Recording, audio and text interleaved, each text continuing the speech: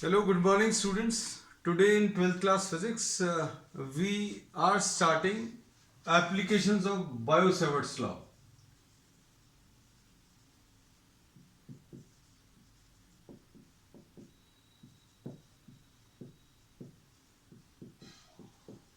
Biot-Savart's law अभी हम लोग पिछली क्लास में डिस्कस कर चुके हैं.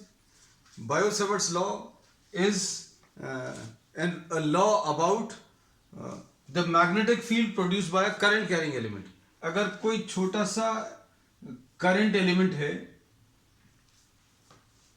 उसके कारण किसी पॉइंट पर अगर आपको मैग्नेटिक फील्ड बतानी है तो उसमें जो जो फैक्टर्स की जरूरत पड़ेगी वो सारे अभी हम लोगों ने डिस्कस किए हैं. And will be discussing this in brief today also. है, रिवाइज कर लें एक बार. तो अभी हमने बोला कोई भी करंट कैरिंग कंडक्टर हो तो करंट कैरिंग कंडक्टर के कारण मैग्नेटिक फील्ड बायो-सावर्ट्स लॉ से नहीं मिलेगी. उसका एक छोटा सा पार्ट अगर अभी हम लोग ले लें तो छोटे से पार्ट के कारण मैग्नेटिक फील्ड पता चल जाएगी. है ना.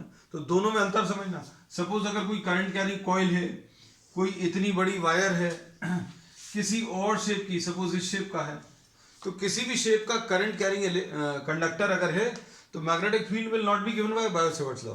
Biot-Savart law gives magnetic field produce due to a small element, current element. तो अभी हम लोगों ने बोला अगर एक छोटा सा करंट एलिमेंट अगर है, इसके कारण इस पॉइंट P पर अगर मैग्नेटिक फील्ड बतानी है तो अभी हम लोग क्या करेंगे, इस छोटे से एलिमेंट को आप इस पॉइंट P से ज्वाइन करेंगे और इसको अभी हम लोग R वेक्टर बोलेंगे, और angle between DL and R इसको अभी हम लोग थीटा बोलेंगे. And magnetic field at point P will be given by mu 0/4 pi I dl cross R divided by R cube.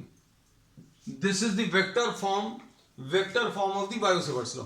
Vector form में इसलिए अभी हम लोग लिखते हैं क्योंकि अभी हम लोगों ने इसमें यह बता दिया कि आपको अगर डायरेक्शन कैलकुलेट करना तो डायरेक्शन भी अभी हम लोग इसकी मदद से कैलकुलेट कर सकते हैं. तो डायरेक्शन कैलकुलेट करने के लिए अभी हम लोगों ने ये बोला था कि we will be making use of what, the right hand rule. Right hand rule का यूज करते हैं.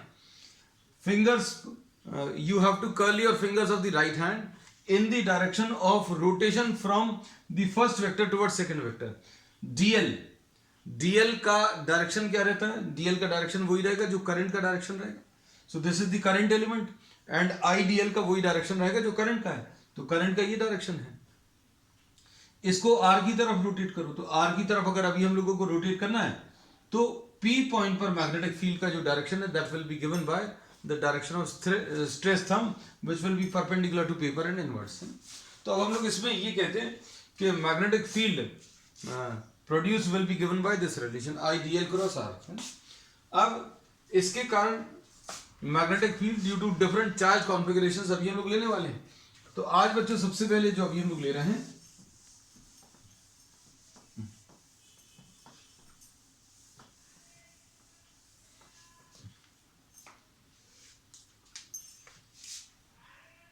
magnetic field due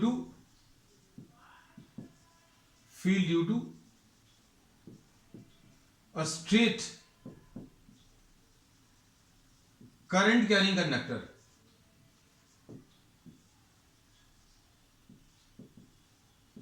इसमें दो केसेस अभी हम लोग लेंगे, फाइनाइट लेंथ और फिर उसके बाद इनफाइनाइट लेंथ, और फिर बहुत सारे केसेस अभी हम लोग इसमें डिस्कस करने वाले हैं. तो अब इसमें देखो, suppose this is a current carrying conductor. ये करंट कैरिंग कंडक्टर है और इसके कारण किसी पॉइंट पर आपको मैग्नेटिक फील्ड बतानी है. This is the point P at which the magnetic field is to be found out. P point पर मैग्नेटिक फील्ड बतानी है. तो P की लोकेशन करेक्टली डिफाइन करने के लिए we will be marking the distances. तो डिस्टेंस जो दिया है बच्चों, ध्यान से देखना, इस पॉइंट P का कंडक्टर से जो डिस्टेंस है, suppose this distance is A. The current carrying conductor is at a distance A from the point P. और करंट का भी डायरेक्शन मार्क कर लें. तो करंट का डायरेक्शन बच्चों इसमें ऐसा कुछ है. Current is moving in upward direction. Current इसमें ऊपर की तरफ मूव कर रहा है and the value of current is I. अब देखना, आपको अगर इस P पॉइंट पर मैग्नेटिक फील्ड बतानी है, अगर आपको इस P पॉइंट पर मैग्नेटिक फील्ड बतानी है, तो अब हम लोगों को क्या करना पड़ेगा, आपको इसकी पोजीशन एग्जैक्टली डिफाइन करनी पड़ेगी। अब एग्जैक्टली पोजीशन डिफाइन करने के लिए और अच्छे समझो कि ये P पॉइंट जो है exactly at the centre of the conductor नहीं लाई कर रहा। ये अभी हम लोगों ने बोला अगर ये कंडक्टर है तो ये यहां कहीं पर लाई कर रहा है। तो अब हम लोगों को इसकी अगर पोजीशन डिफाइन करनी है तो बच्चों देखो,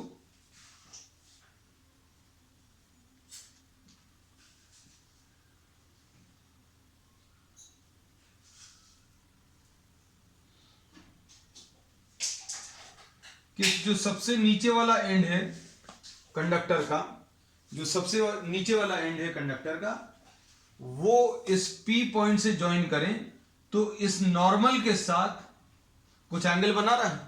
ये एंगल से अभी हम लोग पोजीशन इसकी स्पेसिफाई करेंगे। सपोज इस एंगल को अभी हम लोगों ने φ2 बोल दिया, और ये P पॉइंट को the top most end of the conductor से अगर ज्वाइन करें तो अभी हम लोग बोलेंगे ये वाला एंगल जो है φ1 बता दिया। तो अब इन चीजों को समझो, क्या क्या चीज दी हुई है। We are given a current carrying conductor, एक करंट कैरिंग कंडक्टर दिया हुआ है, और इस करंट कैरिंग कंडक्टर से ए डिस्टेंस पर आपको मैग्नेटिक फील्ड बतानी है। This conductor is carrying a current I, है ना। तो जो जो पैरामीटर्स दिए वो अभी हम बता रहे हैं, I am just repeating all this. अब ये P पॉइंट कहां पर है, एंड पर है कि एकदम बीच में है, कि यहां पर है कि एकदम सबसे ऊपर है, ये डिफाइन करने के लिए अभी हमने बोला बहुत सिंपल सा तरीका है कि भाई P पॉइंट को सबसे नीचे वाले पॉइंट से ज्वाइन करो, ये वाला एंगल डिफाइन कर दिया φ2, और इसको सबसे ऊपर वाले पॉइंट से ज्वाइन कर दिया तो ये वाला एंगल φ1 है। तो ये P पॉइंट की एग्जैक्ट लोकेशन बता देगा। अब ये P पॉइंट की लोकेशन बिल्कुल फिक्स हो गई, क्योंकि अगर आपने ये φ1 और φ2 नहीं डिफाइन किए होते, just try to imagine that if you are not defining φ2 and φ1, आपने ये P पॉइंट के लिए φ1 और φ2 अगर नहीं डिफाइन किए होते तो क्या होता। तो अभी हम लोग बोलते हैं ए डिस्टेंस पर पॉइंट लेना है, तो भाई ये ए डिस्टेंस पर पॉइंट P यहां कहीं पर हो सकता है, या फिर कंडक्टर के नीचे की तरफ ऑन द लोअर साइड पर भी हो सकता है, या फिर exactly on the lower side पर भी हो सकता है पॉइंट P। लेकिन अब ये कैसे पता चलेगा, और क्या इन लोकेशंस पर मैग्नेटिक फील्ड अलग अलग होगी, that we don't know, that will see. अगर सभी जगह पर मैग्नेटिक फील्ड अगर एक जैसी आनी है, इस पर भी सभी जगह पर अगर सेम आनी है, तो फाइनल रिलेशन में φ1 और φ2 नहीं आएगा, है ना। तो अब हम लोगों ने इसमें ये बोल दिया कि what we have done, we have clearly identified the point P, we have clearly defined the point P, point P define कर दिया, उसकी लोकेशन क्या है ना। अब प्रॉब्लम को स्टार्ट करते हैं। तो प्रॉब्लम में क्या दिया हुआ था, हमने आपको बता दिया कि प्रॉब्लम में आपको एक करंट कैरिंग कंडक्टर दिया है और इससे ए डिस्टेंस पर। अब डिस्टेंस भी कैसे बताना, तो भाई अगर आपको डिस्टेंस बताना है इस करंट कैरिंग कंडक्टर से, और अभी हमने बोला ये पॉइंट P है, तो डिस्टेंस कौन सा बताओगे आप, डिस्टेंस कोई भी डिस्टेंस नहीं बताओगे। अभी हम लोग बोले कि ये डिस्टेंस A है कि ये वाला डिस्टेंस है, कौन सा डिस्टेंस A है, तो अभी हम लोग बोलते हैं सबसे इजी और क्लियरली डिफाइंड कौन सा रहता है, perpendicular distance. So we say that this point P is lying at a perpendicular distance A। तो इतनी सारी चीजें बताकर अभी हम लोगों ने क्या बताया कि P पॉइंट अभी हम लोगों ने क्लियरली डिफाइन कर लिया, है ना। अब देखो क्या करने वाले हैं। अब हम लोग ये बोलते हैं कि बायो-सैवर्ट्स लॉ जो है, इस पूरे करंट कैरिंग कंडक्टर की वजह से, इस पूरे करंट कैरिंग कंडक्टर की वजह से मैग्नेटिक फील्ड बिल्कुल नहीं बताता। वो मैग्नेटिक फील्ड बताता किसके बारे में, it gives us an idea about the magnetic field produced due to a small current carrying element. अगर आपको छोटा सा एक करंट कैरिंग एलिमेंट है बच्चों, अब हम φ1 φ2 नहीं ले रहे, अभी हम लोग ले लेंगे लास्ट में जाकर फिर से। This is a current carrying conductor and this is what, this is the point P। और यहां पर अब हम लोगों ने क्या किया, ये डिस्टेंस परपेंडिकुलर डिस्टेंस A है। तो अब हम लोग कहते हैं बायो-सैवर्ट्स लॉ अगर आपको अप्लाई करना है तो आपको क्या करना पड़ेगा, एक छोटा सा एलिमेंट लेना पड़ेगा, एक बहुत ही छोटा सा, कहीं पर भी ले लो। हम लोगों ने यहां कहीं पर ले लिया, आप थोड़ा सा ऊपर ले सकते हो, इधर ले सकते हो, इधर लिख सकते हो। You can take this small current carrying element anywhere, है ना। तो अब हम लोग इसने ये dl एक छोटा सा एलिमेंट ले लिया, है ना, और इसके बाद बच्चों इस पॉइंट को P पॉइंट से ज्वाइन किया। इस छोटे से करंट कैरिंग एलिमेंट को अगर इस पॉइंट से ज्वाइन करें तो इस वेक्टर को अभी हम लोग नाम देते हैं, क्या नाम देते हैं इसको, अभी हम लोग r वेक्टर बोलते हैं। तो कंफ्यूजन बिल्कुल नहीं होना चाहिए किसी भी चीज में। देखो इसमें ये मत सोचना कि ये r है, ये तो अभी हमने बोला P पॉइंट को सबसे नीचे वाले एंड से ज्वाइन कर दिया और ये परपेंडिकुलर वाली लाइन से जो एंगल है उसको phi 2 मार्क किया। तो phi 2 अगर अभी हमें मार्क करना है तो बच्चों नीचे इधर तक ज्वाइन करना पड़ेगा। तो इसमें phi 1 phi 2 अभी हमने इस डायग्राम में नहीं ड्रॉ कर रहे, just so as to avoid confusion, मतलब कंफ्यूजन बिल्कुल नहीं हो इसलिए phi 1 phi 2 अभी नहीं मार्क कर रहे, है ना, अभी हम मार्क करेंगे। अब इसमें देखना ध्यान से, हम लोगों ने क्या किया, we are taking a small element, एक छोटा सा एलिमेंट ले लिया और इस छोटे से एलिमेंट को P पॉइंट से ज्वाइन किया और इसको R वेक्टर बोल दिया और फिर angle between DL and R को अभी हम लोगों ने क्या थीटा बोल दिया। ठीक, अब देखो हम लोग कहते हैं magnetic field at the point P, magnetic field at P due to the small element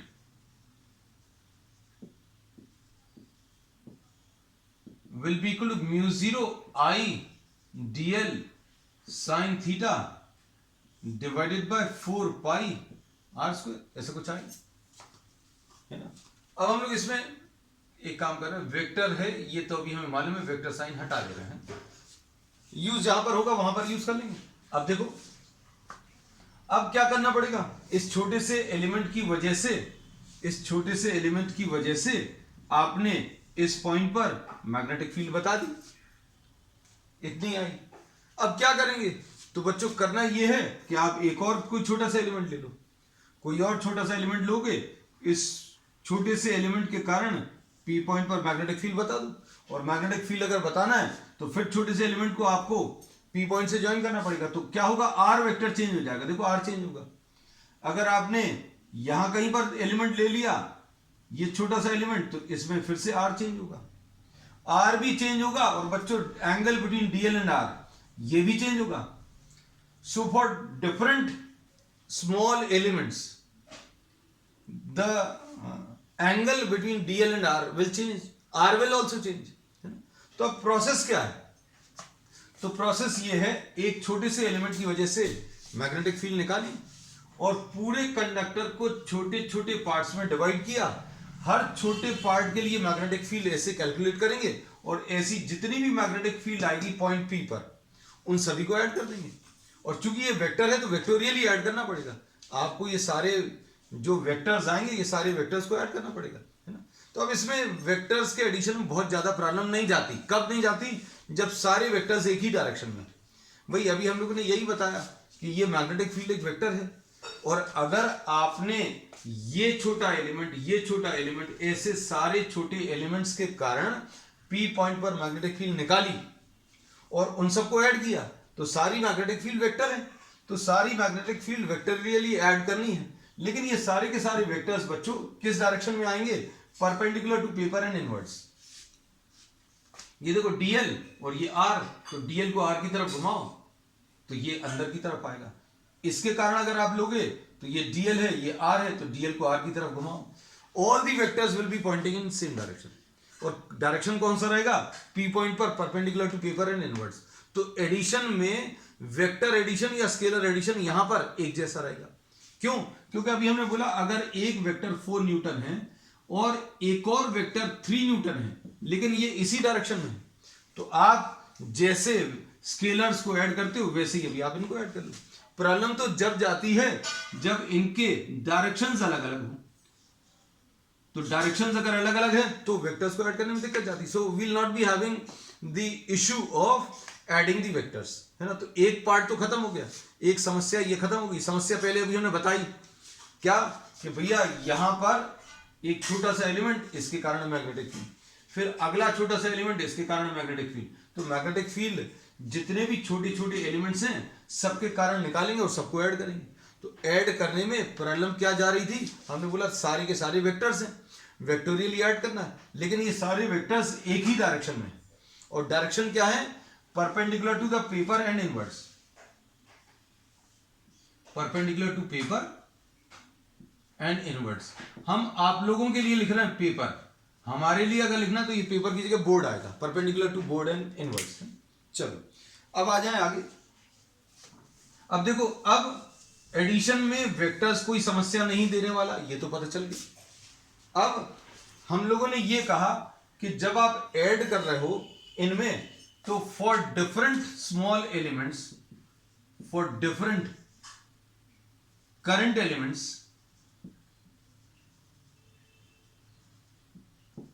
R is different, theta is different, R भी अलग है और थीटा भी अलग है।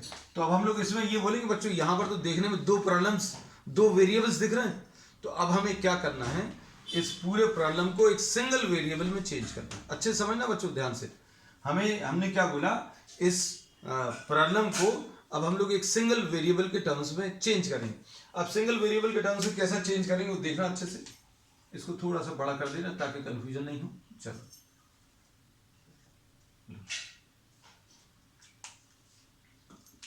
अब देखना, अब हम लोग क्या कर रहे हैं, सपोज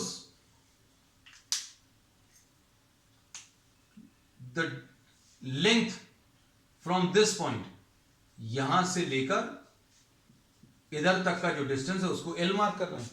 अगर इसको एल मार्क करेंगे तभी तो ये छोटा सा लेंथ आएगा डीएल। इस परपेंडिकुलर डिस्टेंस पर, ये जो परपेंडिकुलर डिस्टेंस है वो जहां पर भी स्ट्राइक कर रहा है वहां से इस छोटे से एलिमेंट का जो डिस्टेंस है उसको एल मार्क कर दिया। अब देखो इस ट्राइंगल में अगर आप देखो, अगर आपने ये छोटा सा एलिमेंट लिया, ये अगर छोटा सा एलिमेंट यहां पर लिया होता तो क्या क्या चीज चेंज हो जाती बच्चों, इसमें एल चेंज हो जाता, आर भी चेंज हो जाता, लेकिन ए सेम रहता। तो अब हम लोगों को एक बहुत इंपॉर्टेंट चीज पता चल गई कि ए जो है बच्चों कैसा है, कांस्टेंट है। ऊपर लिखा हुआ for different current elements r is different, theta is different. अब देखना अच्छे से, अब हम लोग क्या कर रहे हैं कि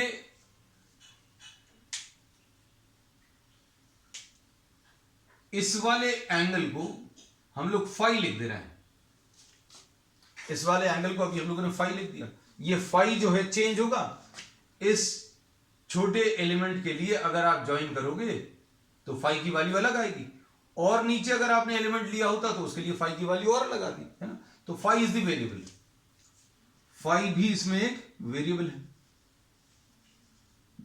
अब देखो tan फाई क्या आएगा बच्चों, ध्यान से देखना,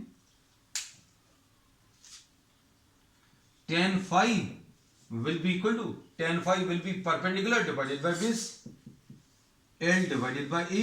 तो L की वैल्यू बच्चों A tan phi आ गई,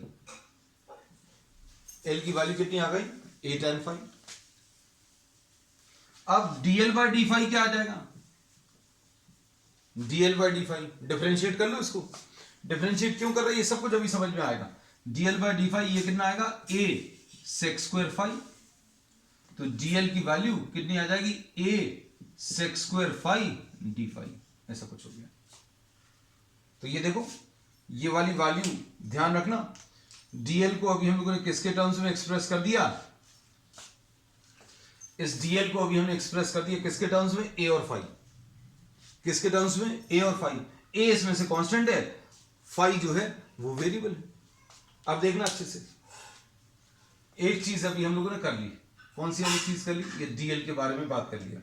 अब देखो इसमें ये 90 डिग्री है, तो हम लोग और क्या बोल सकते हैं कि theta plus phi, theta plus phi, इसको रब कर देंगे क्योंकि एक्स्ट्रा है, अननेसेसरी कंफ्यूजन नहीं। इसमें ये 90 है, ये थीटा, ये फाई है, तो थीटा प्लस फाई की वैल्यू बच्चों कितनी आ जाएगी, 90 डिग्री। थीटा प्लस फाई की वैल्यू कितनी आएगी, 90। तो इससे थीटा की वैल्यू कितनी आ जाएगी बच्चों, थीटा की वैल्यू 90 माइनस फाई, थीटा की वैल्यू कितनी आ गई, 90 माइनस फाइव। ये सारी चीजों को देखते जाना जो अभी हम रेड में मार्क कर रहे हैं। थीटा की वैल्यू 90 माइनस फाइव। अब उसके बाद कॉस फाइव लो इस ट्राइंगल में। कॉस फाइव कितना आ जाएगा, base divided by hypotenuse, a divided by r. तो आर की value a upon cos phi, यानी आर की वैल्यू ए सेक फाइव आ गया। इसको देखो, अब ये जो तीन चीजें अभी हम लोगों ने मार्क की हैं रेड सर्कल में, ये सारी ए और फाइव के टर्म्स में है। ए और फाइव, ए तो कांस्टेंट है, फाइव क्या है, अगर आप ये छोटू सा एलिमेंट ये जो लिया है इसके लिए फाइव की वैल्यू ये है, यहां पर अगर ले लिया होता तो फाइव की वैल्यू चेंज हो जाती। तो अब हम लोगों ने ये लिखा हुआ है कि बच्चों फाइव जो है वो वेरिएबल है और ए कांस्टेंट है। तो अभी हमने ये बोला कि आपने हर एक चीज को, हर एक वेरिएबल को, ये वाला भी डीएल को, थीटा को, आर को, डीएल को, थीटा को, आर को किसके टर्म्स में एक्सप्रेस कर लिया, फाइव के टर्म्स में एक्सप्रेस कर लिया। अब यहां पर ये पूरा का पूरा प्रॉब्लम जो है किसके टर्म्स में कन्वर्ट हो गया, देखो डीएल को फाइव के टर्म्स में, फिर थीटा को वो उसको भी फाइव के टर्म्स में, फिर आर को उसको भी फाइव के टर्म्स में। फायदा क्या हुआ, यहां पर दो वेरिएबल्स थे। कौन से दो वेरिएबल्स थे बच्चों, आर और थीटा। आर और थीटा वेरिएबल्स थे। दो वेरिएबल के टर्म्स में कभी भी अभी हम लोग प्रॉब्लम को सॉल्व नहीं कर सकते, मतलब इंटीग्रेशन के लिए या डिफरेंशिएशन के लिए सिंगल वेरिएबल की जरूरत है। So what we have done, इसमें से पूरे प्रॉब्लम को अभी हम लोगों ने एक सिंगल वेरिएबल के टर्म्स में कन्वर्ट कर दिया और वो सिंगल वेरिएबल क्या है, फाइव। अब देखो अच्छे से, इस वाले पार्ट को भी हम रब कर दे रहे हैं। तो अब हम आपको इसमें पूरा एक बार क्विक रिव्यू दे दें कि अभी हम लोगों ने किया क्या है।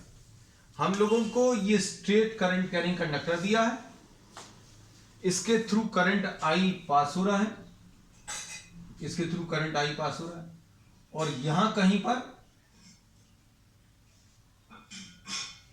ये थोड़ा सा बड़ा बना ले रहे हैं, यहां कहीं पर एक पॉइंट पी है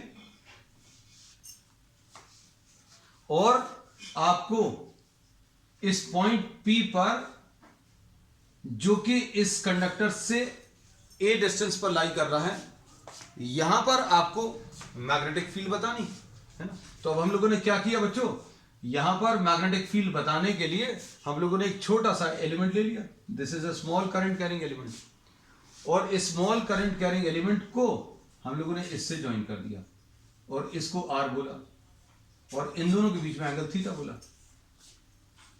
तो magnetic field at point p mu zero I dl sine theta upon 4 pi r square. तो अब इसमें प्रॉब्लम क्या थी, प्रॉब्लम ये थी कि अगर आपको पी पॉइंट पर मैग्नेटिक फील्ड बतानी है तो जितने भी छोटे छोटे एलिमेंट्स हैं सबके कारण मैग्नेटिक फील्ड ऐसी निकालोगे और ऐड करोगे। तो एडिशन में एक सिंगल वेरिएबल को तो आप हैंडल कर सकते हो, लेकिन यहां पर क्या हो रहा है कि अगर आप डीएल को चेंज कर रहे हो, अगर आपने ये डीएल थोड़ा नीचे ले लिया होता तो क्या चीज चेंज हो जाती, आर भी चेंज हो जाता और थीटा भी चेंज हो जाता। ये अभी हमने लिखा, ये रब नहीं किया। For different current elements r is different, theta is also different. तो दो वेरिएबल्स में। तो अब हम लोगों ने क्या किया, we have converted this entire problem of two variables into single variable और ये सिंगल वेरिएबल नया ले लिया फाइव। और अब हम लोगों ने क्या किया, इसमें tan फाइव लिया, tan five is L upon A, तो इससे एल की वैल्यू ए tan फाइव आया और इसको डिफरेंशिएट किया तो dl by d phi a sec square phi, tan phi का डेरिवेटिव सेक स्क्वायर फाइव आता है तो dl की value a sec square phi, dl की वैल्यू हो गई। फिर उसके बाद थीटा प्लस फाइव की वैल्यू बच्चों कितनी 90, तो थीटा की वैल्यू 90 माइनस फाइव और कॉस फाइव अगर आप लोगे तो बेस ए अपॉन हाइपोटेन्यूज, तो इससे आर की वैल्यू ए सेक फाइव। तो ये तीनों वैल्यूज को अब हम लोग यहां पर यूज करेंगे। देखो, so what we have done in this entire process, we have converted a two variable problem. ये टू वेरिएबल्स देखो, ये टू वेरिएबल प्रॉब्लम्स को अभी हम लोगों ने एक सिंगल वेरिएबल किसके टर्म्स में, फाई के टर्म्स में कन्वर्ट कर लिया। देखो क्या आएगा रिजल्ट।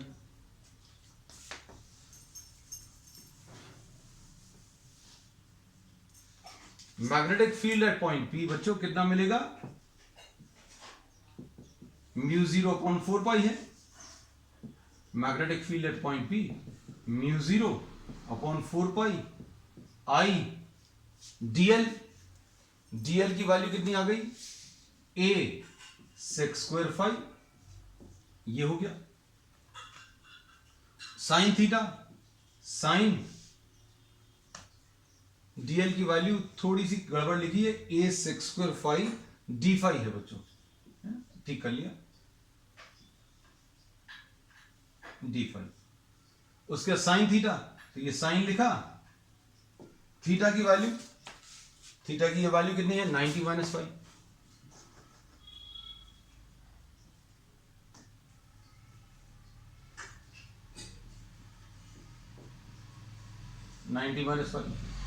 अपॉन 4 पाई तो लिखा हुआ। आर की वैल्यू, आर की वैल्यू कितनी आ जाएगी, a sec फाई, तो a² sec² फाई आएगा।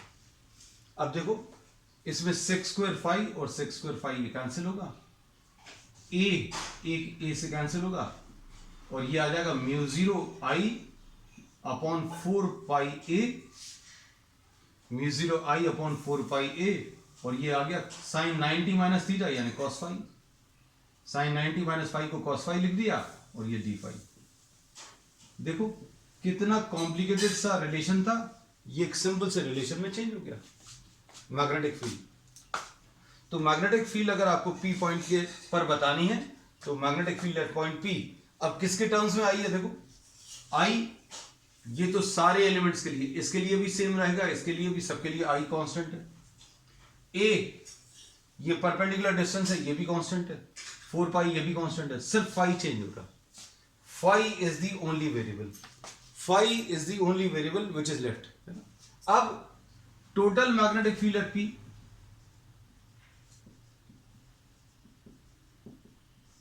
will be found by adding all these, इन सबको ऐड कर लो।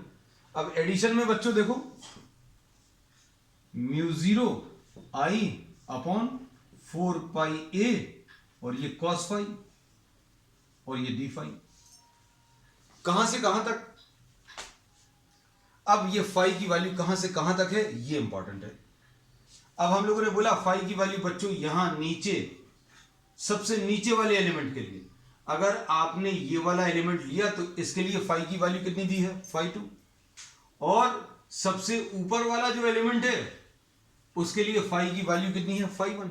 तो ये फाई की वैल्यू बच्चों फाई 2 से लेकर फाई 1 तक, लेकिन ये नीचे की तरफ है, एक एंगल जो है इस परपेंडिकुलर डिस्टेंस से नीचे की तरफ है, तो नीचे की तरफ जो एंगल बन रहा है उसको अभी हम लोग, ये वाला जो एंगल बन रहा है एंटी क्लॉकवाइज डायरेक्शन का, इसको माइनस ले रहे हैं, नीचे वाला एंगल ये एंटी क्लॉकवाइज, और ये क्लॉकवाइज डायरेक्शन में ऊपर की तरफ जो बन रहा है उसको प्लस फाई 1। ठीक है, तो अब हम लोग इसमें ये बोलते हैं कि ये अब आपको इंटीग्रेशन करना, और ये इंटीग्रेशन करने पर आपको रिजल्ट मिल जाएगा। अब ध्यान से सुनना, ये -φ2 और -φ1, इसको सिंपल सा याद रखना कि परपेंडिकुलर डिस्टेंस जो अभी हमने लिया है उसमें एक एंगल इस परपेंडिकुलर डिस्टेंस से नीचे है एंटी क्लॉकवाइज डायरेक्शन में, और एक ऊपर है ना। तो अभी हम लोगों को आपको क्लियरली बताना पड़ेगा कि भाई ये एंटी क्लॉकवाइज डायरेक्शन का एंगल जो है नेगेटिव ले लिया, और क्लॉकवाइज यानी ऊपर वाला एंगल जो है पॉजिटिव ले लिया। क्यों ऐसा किया है भाई, अगर ये ऐसा होता, ये करंट कैरिंग एलिमेंट, और यहां पर मैग्नेटिक फील्ड निकाल रहे होते तो क्या होता भाई, ये वाला एंगल फाई 2 होता और ये वाला एंगल फाई 1 होता, है ना। दोनों ऊपर की तरफ होते, और दोनों अगर ऊपर की तरफ होते तो फाई 2 to फाई 1, ऐसा कुछ कह सकते थे, लेकिन ऐसा नहीं है, एक नीचे की तरफ है, परपेंडिकुलर डिस्टेंस से एक नीचे और एक ऊपर है, ये याद रखना, है ना। अब इसको इंटीग्रेट कर लो। अब इंटीग्रेशन में बहुत ज्यादा कुछ नहीं बचा, क्योंकि cos फाई का इंटीग्रेशन बच्चों सबसे ज्यादा इजी है, यहां पर लिख दे रहे हैं।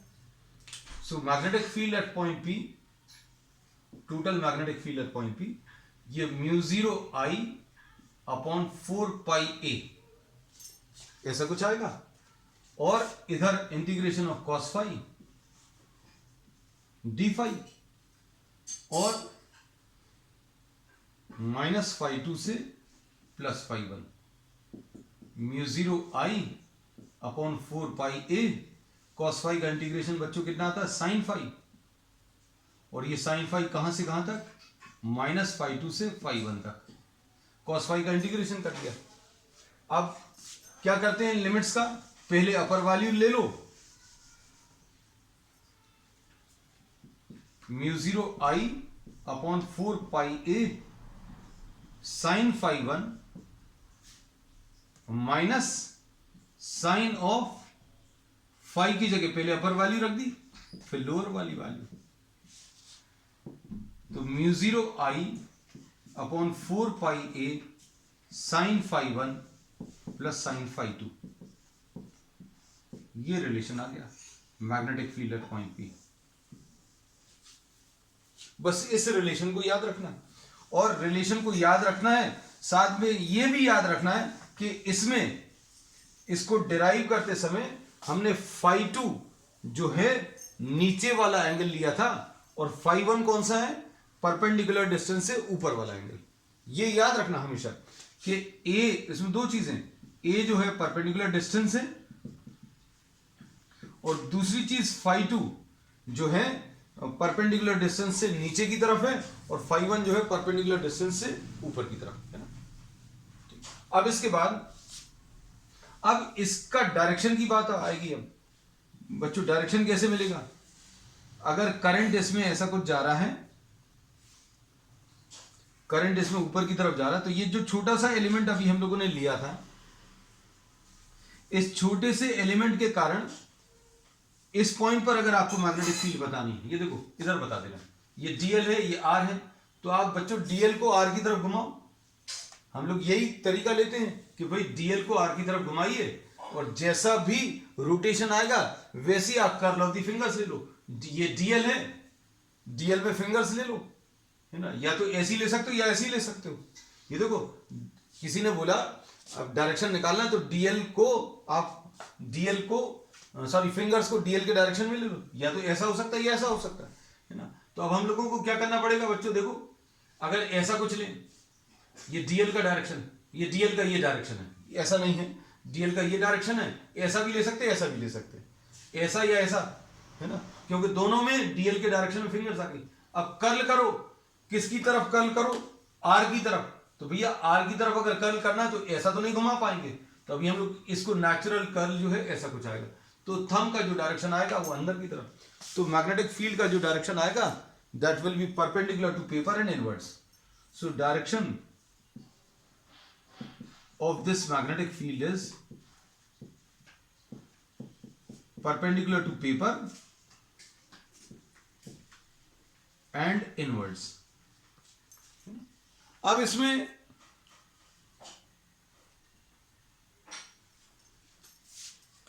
हम लोगों ने ये जो केस अभी डिस्कस किया था, वो कौन सा वाला केस डिस्कस किया था, we had discussed the case for what, when the length of this conductor was infinite, sorry length of the conductor was finite, है ना, फाइनाइट लेंथ का अगर कंडक्टर है तो उसके लिए मैग्नेटिक फील्ड की जो वैल्यू आई है mu 0 I upon 4πa into sine phi 1 plus sine phi 2 आया।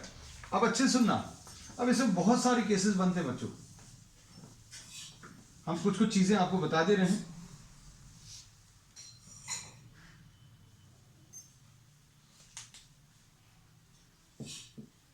For conductor of infinite length,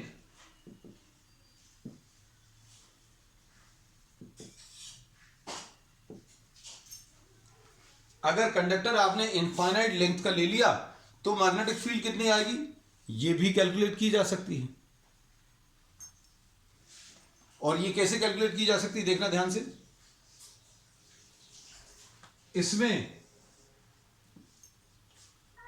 ये सपोज ये परपेंडिकुलर डिस्टेंस है, अगर ये दोनों तरफ इनफाइनाइट लेंथ का अगर कंडक्टर है तो अभी हम लोग बोलेंगे बच्चों ध्यान से देखना, इसमें अगर आपने इतनी लेंथ तक लिया था तो ये फाई 2 की वैल्यू इसमें phi2 अभी हम लोगों ने नीचे की तरफ लिया था, ये याद रखना। phi2 जो है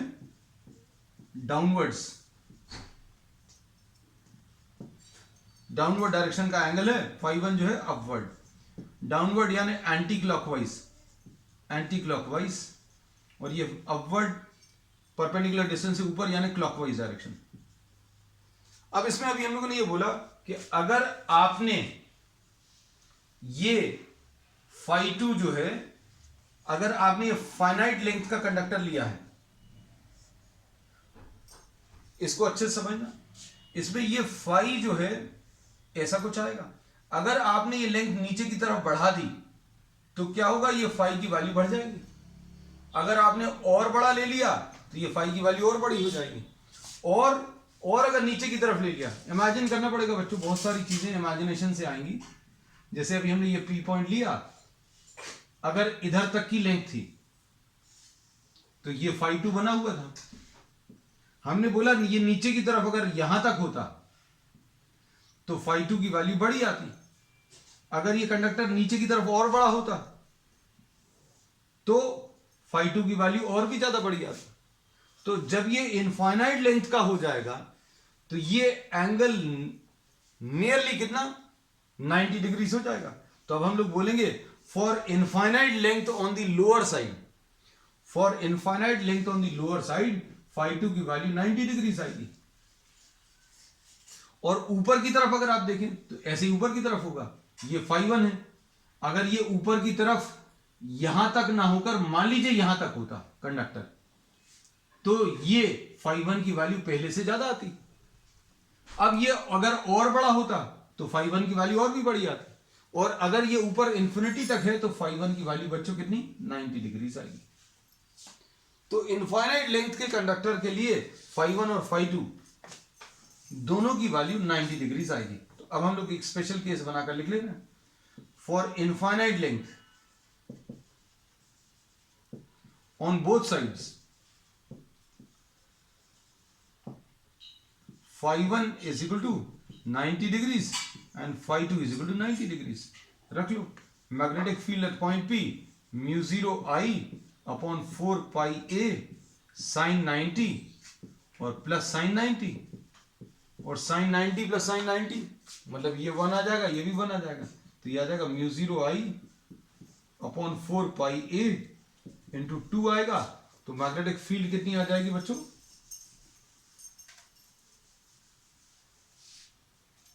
magnetic field at point P will be equal to mu 0 I upon 2 pi A। इसमें 2 और 2 कैंसिल होगा। So this is what the magnetic field due to a infinite length of current carrying conductor।